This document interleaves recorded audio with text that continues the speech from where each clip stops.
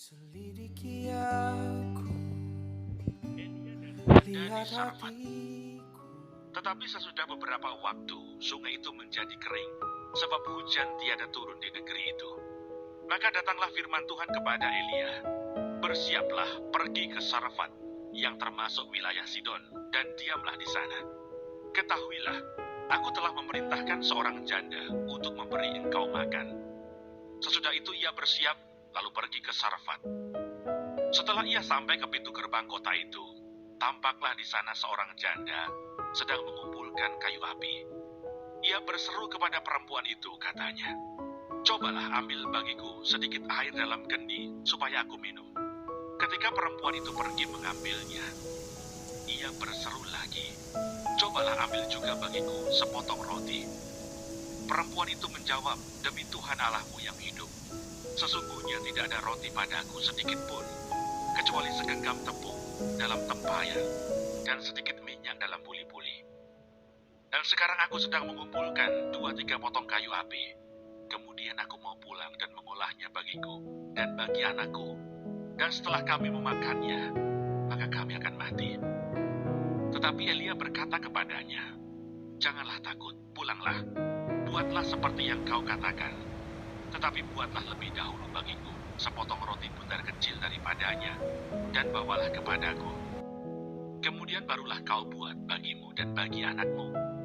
Sebab beginilah firman Tuhan Allah Israel, tepung dalam tempayan itu tidak akan habis, dan minyak dalam buli-buli itu pun tidak akan berkurang, sampai pada waktu Tuhan memberi hujan ke atas muka bumi."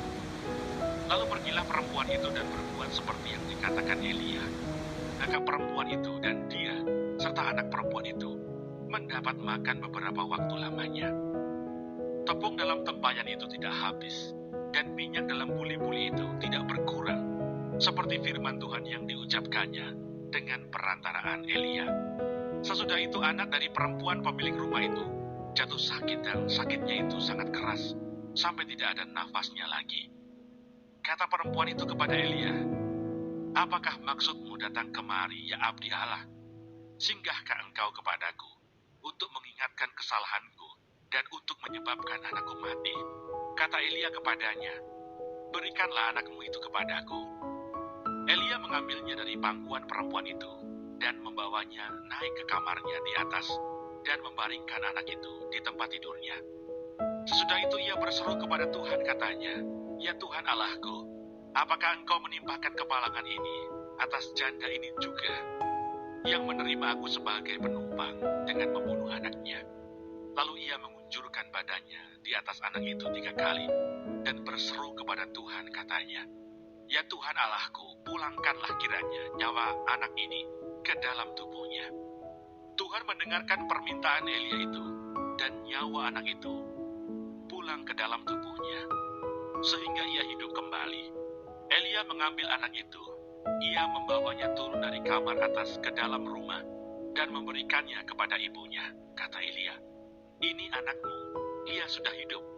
Kemudian kata perempuan itu kepada Elia, "Sekarang aku tahu bahwa engkau abdi Allah dan firman Tuhan yang kau ucapkan itu adalah benar." Selidiki aku, lihat hatiku. Apakah ku sungguh mengasihimu, Yesus? Kau yang Maha Tahu.